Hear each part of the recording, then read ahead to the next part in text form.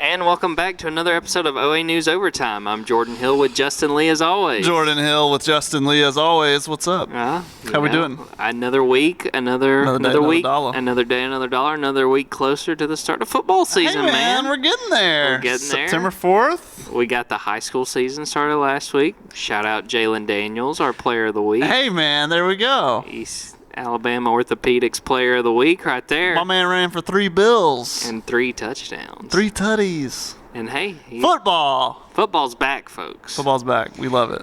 There's a lot to talk about. Let's go ahead and jump into what was obviously the biggest storyline of the last week, really, in Auburn football. Bryan Harsin tested positive for COVID. Right. He was not able to be at practice the last few days. He's been in isolation. He has been able to watch practice. He's still been in the loop with Jeff Schmedding, who's essentially been the interim head coach. Sure. We can kind of go back and forth on this, Justin. Really, the biggest thing that I kind of want to say on the whole situation, people have opinions on each side about the vaccination thing, the COVID thing. The end of the day, however you feel about that stuff, whatever side you fall on, the bottom line is that Bryan Harsin has had to miss practice because of this. There have been tangible consequences. It is a thing. It's a thing. Yeah. And we don't know. We know for sure Derek Mason, defensive coordinator, missed some time. He announced that earlier this week. We don't know about players. We don't know about other coaches. I asked Bryan Harsin today. He declined to share that. But we know at the very least the head coach has missed some time, and now we're just a couple weeks, really less than a week now, or I guess, I don't know how math works, a little over a week. 11 days, 10 days, yeah. Until the season opens. Yeah. So, there have been tangible effects because of the whole COVID situation. Right, yeah, absolutely. And as far as we know, he's the only coach in that that's missed time. Yes. So, hey, man, do with that information what you will. Derek Mason did miss some time, too, and he had a breakthrough case, which means, and Derek announced this, that he had tested positive, he had a breakthrough case, which means he was vaccinated. Right. And he still wound up with it, but he's back and ready to go. Right. Which are rare but happen. Yes. But also keep you from going to the hospital. Yes. I think, man, I wonder about this kickoff they announced for Saturday. They're going to have an open practice, and they haven't canceled it yet. And I don't know if they can because they sold it to Golden Flake. Yeah. This has got an ad. And the last time we've heard from the athletic department on their itinerary, it was still on there. Right. So we're going to go out there, and Brian's not going to be there. No. Bryan told us, we are recording this on Wednesday. Yeah. Bryan told us that if everything follows the timeline that he's working on, he'll be back in the facility Monday. And I'm not good with dates, clearly, as I just messed it up a minute ago. But I do know that Monday's after Saturday. Right. So he's not going to be there for that open practice, which... yeah. And it's kind of funny to me that he didn't want to share who all has COVID, because on Saturday we're going to get a COVID roster. And the thing, too, I made sure, too, because, I know that they're not going to name specific people. Sure. But you can say 7 people tested positive. I'm just throwing out a number. Because we're going to know on Saturday. Yeah. We're going to see who's absent. Yeah. We know who's absent. Yeah. We'll see. So, and it's not a HIPAA violation. Yes. Contrary to popular belief. The only person who can break HIPAA is a doctor. Fun fact. Okay. Who'd have thought? Yeah, exactly.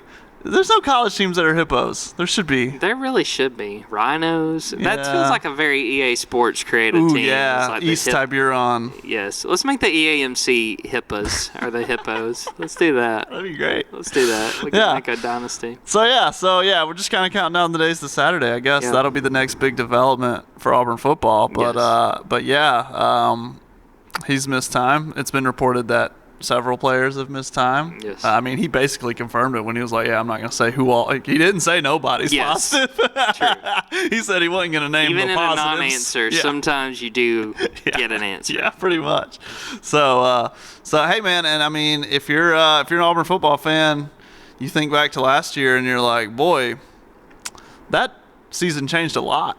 Yes. You played Texas A&M after Alabama. You played Mississippi State last because of COVID. Yes. And now listen, everybody wants to throw the F word, the forfeit word around. I don't see it happen. Yeah.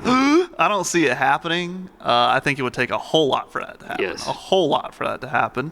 But man, I would be shocked if it happened. But brother, if I had a penny for every time I was shocked during COVID-19, I mean, we didn't think they were going to cancel the NCAA tournament last year. Yeah. You know what I mean? Stuff has happened. So, I mean, and it's interesting to me that we're still waiting on the SEC's protocols, really. Yes. Like Greg Sankey said some stuff at Media Days, but he has said that protocols are coming before the season. Yeah, and as we'll get into, we talked to Alan Green on Saturday. We'll get into that in a little bit, and they didn't really anticipate anything coming on Auburn's side. But earlier this week, we saw LSU is mandating that if you're going to come to a game, you need a shot or a negative test. So there are some schools in the conference being proactive and not waiting on that Greg Sankey decision to do this, that, or the other. Listen, whatever your opinion is, I don't care. NC State has said that you're not traveling unless you're vaccinated. And my thing is, man, we have seen how fast dominoes fall. Yeah. Well, think about that NC State athletic program or athletic department. Right. Well, baseball. The College World Series. Yeah. Absolutely. Yeah, baseball. And I think Ohio State's doing the same thing as LSU. I believe so. Vaccination or a test. Oregon as well, I think. And I'm just saying, man, like, remember in that spring when people started cutting red tape, people started canceling conference tournaments and stuff? Yeah. One of them did it, then they all did it. Yeah. So we'll see how these dominoes fall. But as of right now, of course, like we say, the plan is still to go as normal. Yes.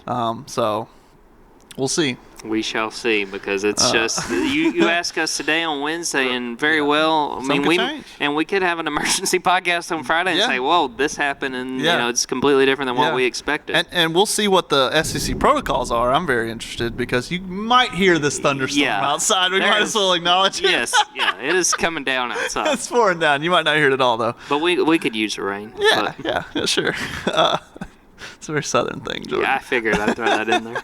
I was just going to say, so Greg Sankey has in the past talked about this 85% thing, and it's like, okay, if everybody gets 85%. We're still recording. Here we go. Amazing. Leave it in. We are leaving that in. I don't care what happens. So Greg Sankey. Because we're all on battery right now. Fantastic.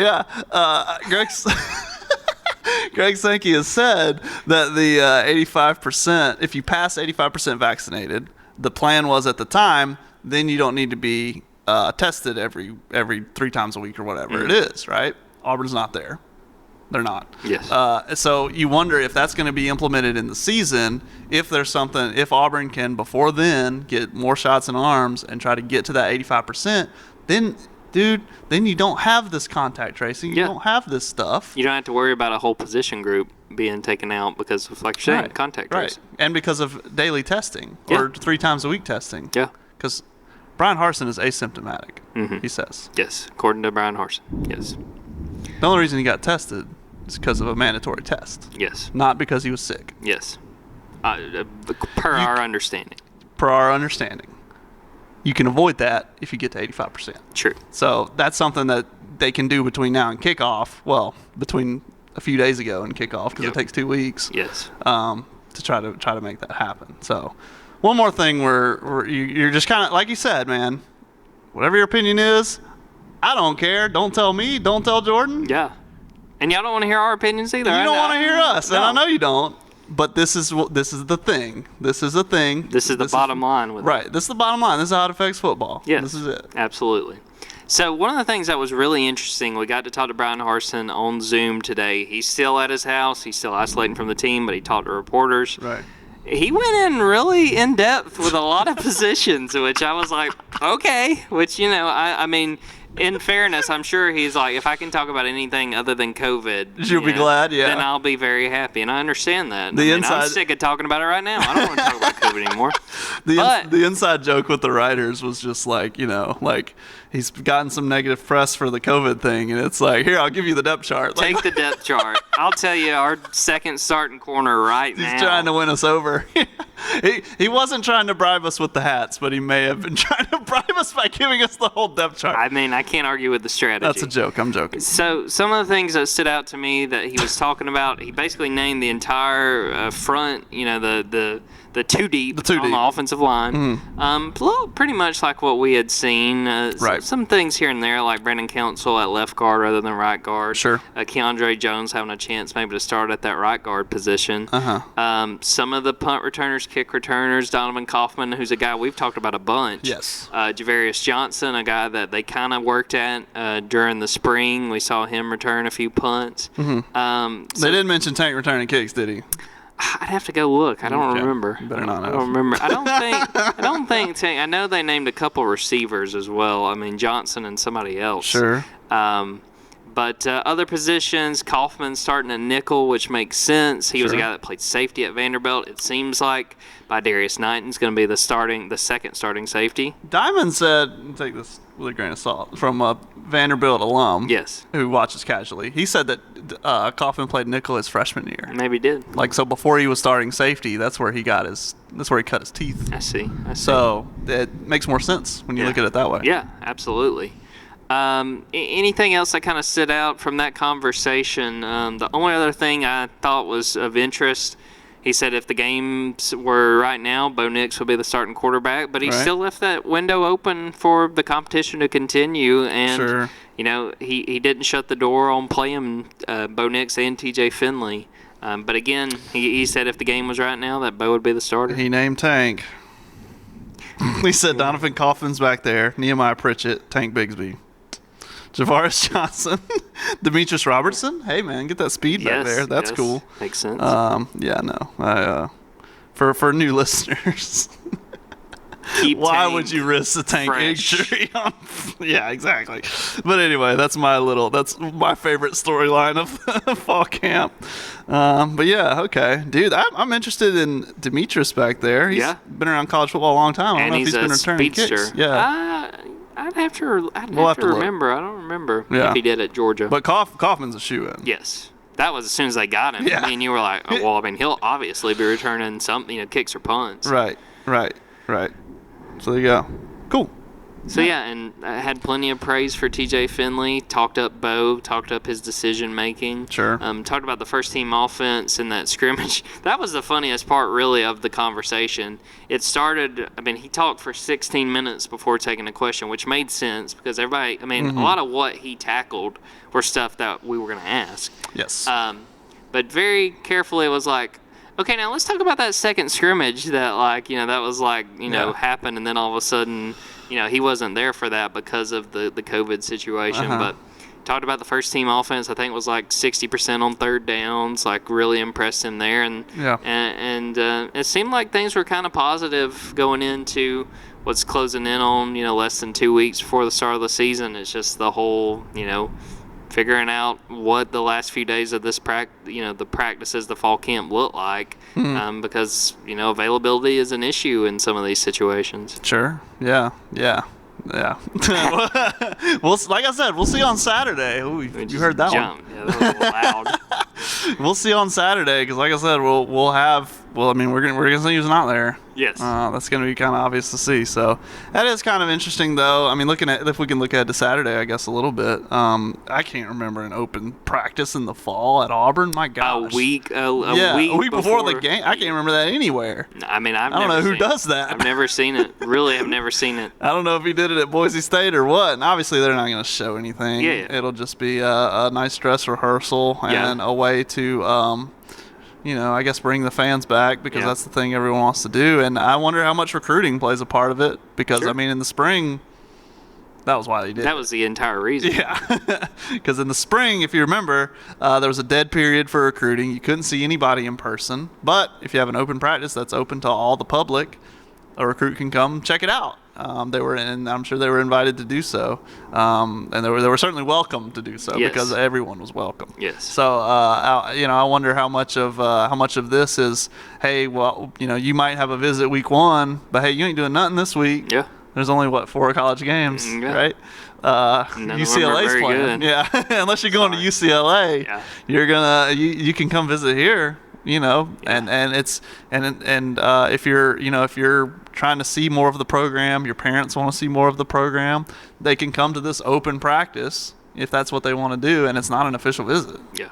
So, for that reason, that makes a lot of sense for recruiting. Again, I don't know. I don't wonder how much of it is, you're just trying to bring the fans back. You're trying to have a dress rehearsal, and you're trying to sell ads to Golden Flake. But we'll see. But yeah. It's going to be weird. because we've never seen this before. And I'm interested. And the coach isn't going to be there. I'm interested. Are we going to get Jeff Schmedding at the end of it? If Bryan Harsin was there, we'd probably talk to Bryan, but I don't know.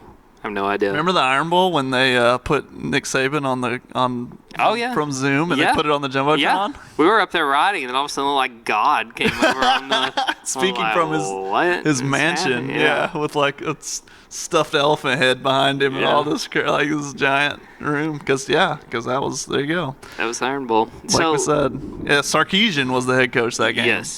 Yes, hook 'em. Okay, cool. Hook 'em. Let's go back to last Saturday. We had a chance to go to what was essentially like the formal dedication of this new football facility. Yep. $92 million. We got to hear all about it. Alan Green talked. Owen Pappoe talked, and I thought did a really good job, in the few minutes he stood up there and talked about the excitement of what it can mean, to like the recruiting side, things like that. What did you take away from sort of that dedication, what you saw, what you heard? Man, Owen Pappoe is a great representative of the university. Absolutely. And he's named a captain today. Yes. Wasn't he? Yes, he was. Him along with and Chandler Wooten. Kind of weird that they're both linebackers. But whatever. Put the pressure on Bo, I guess. Yeah. But yeah, Owen was there. Alan Green was there. Jay Gouge was there. Some board of trustees people were there. The general was there. Ron Burgess was there. Butch Thompson showed up. He was. Yeah, he hung out. But yeah, I mean, my main takeaway is, this is one of those things, and not to, poo-poo on Bryan or whatever, but this is one of those things that's going to outlast. It's bigger than a coach. Yes. Bigger than any coach. It would have been bigger than Gus. Yep. It's bigger than Bryan. It's bigger than the next guy. Mm-hmm. It's one of those things, and it's a dedication, for something that'll last a long time at Auburn. And I mean, I think it's an achievement because, hey man, when I look at Auburn athletics and I look at the state of the field, I can't figure out why they're not spending the money. Yeah. Because, and now, especially now, it's like, we're going to pinch pennies, we're going to tighten up, and then here comes Boomer Sooner and Hook 'em Horns. Yeah. The train comes through, the money train, and I'm like, bro, spend the money. Yeah. Spend the money, earn it back later. Yeah. Borrow it if you need to, because the money's coming. Yeah. And you see, I mean, there's a story like Mississippi State is building a hotel for their baseball players. Like, oh my gosh, the way people are spending. So this is honestly, I'd say this is a start. It's a really good start. But like we say, we always say it. We're of the belief it's all about recruiting. Yep. That's how it is in every sport, honestly. But especially for major college football, it's all about recruiting. And this will be big for that. But I think it's a big step toward, hey, spend the money and earn it back later. I agree. That's my big kind of takeaway. I mean, when I think about the future of Auburn athletics, and like I said, now there's no excuse for me. Now that Texas and Oklahoma are coming, spend the money, write the checks, upgrade everything you can, because you're going to have money to spend and you need it to keep up. You don't want to be left behind. Absolutely. Because the have-nots, it becomes very clear once it gets into that situation. I mean, and this is nothing new to college athletics as a whole, especially college football. No. But it's an arms race. Right. I mean, that's what it is. Right. And it helps with recruiting, and, you can sell your program that way when you have the latest and the greatest. Mm-hmm. And when this comes out, Auburn's going to have that. I mean, I think it's like 12 acres, and Alan Green listed everything known to man that this thing is going to have. Yeah. I mean, he was as excited as anyone under the tent talking about what's coming. I'm with you. I mean, you understand the situation. You understand, quite frankly, that it's an uphill battle because you're in the same state as Alabama. Yep. Nobody is denying that that's the situation. So when you have the chance to get something like this and really tout it and really show it off, you got to do it. I mean, because the goal is clearly to catch, and try to be on the same stage as Alabama. And this is sort of stuff, it takes a financial commitment to do that kind of thing. It doesn't just happen overnight. You don't want to be like South Carolina compared to Clemson. Yes. You don't want to be Florida State compared to Florida. No. That's why Jimbo left, because they didn't build a facility. Yeah. I don't know how much Jimbo would have won if he stayed, but that was part of that divorce. Yeah. Was building a facility and keeping up in the arms race. And like you said, man, whether you like it or not, Alabama's got the most well-oiled machine, best program, best dynasty in the history of college football right now. That's what you're up against. So you need to take every chance you get to catch up. But hey, here you go. This is it. You're catching up. I agree. So we're closing in on, like we said, Saturday will be a week from the start of the season. We will be at that practice on Saturday. What are you looking for? What do you want to see? What are the things of interest that you really want to kind of key in on before we're talking next week and we're talking during game week? I'll see everyone but Tank return kicks. Yeah, I get it. Again, I'm going to repeat myself, but I want to see who Bo throws it to. Yeah. Who's his top target? Yeah. And let me tell you, man, like Elijah Canyon, I'm excited about Elijah Canyon. Yeah. Because he looks the part, dude. Yeah. When I go out there and practice, I didn't realize how big he is. Like, Yeah. I guess watching the Outback Bowl on TV or whatever it was, Furbo Bowl. Citrus Bowl. Fake Airbnb bowl. Yeah. Watching him on TV catch a few balls, I don't know. He just didn't. But in person, he looks big, man. Yeah. He looks big and he looks the part. Interested in Demetrius because he missed spring, right? He just came in. Yep. He just got here. He missed a couple days of fall. Yeah. I'm interested to see what kind of instant impact he could have. So the receivers for me, I'm really interested in the receivers. Agreed. The thing for me, I think I've talked about this a few times as well. I want to know the middle of the defensive line. It's not really clear.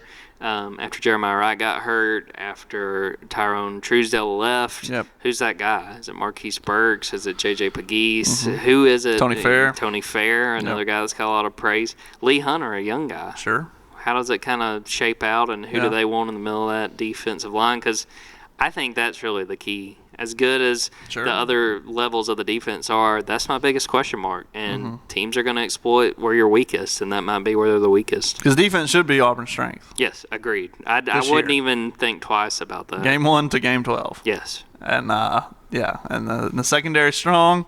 You love your linebackers if you're an Auburn fan. But there you go. There's your question mark right there. Well, hopefully we can try to answer that in the next few days, and we'll see more of it once we get to September 4th, that game against Akron. Turn that question mark into an exclamation point. We are writers, Justin. We do not use exclamation points. You can tweet them, but you can't write them. We use semicolons and M dashes. Absolutely.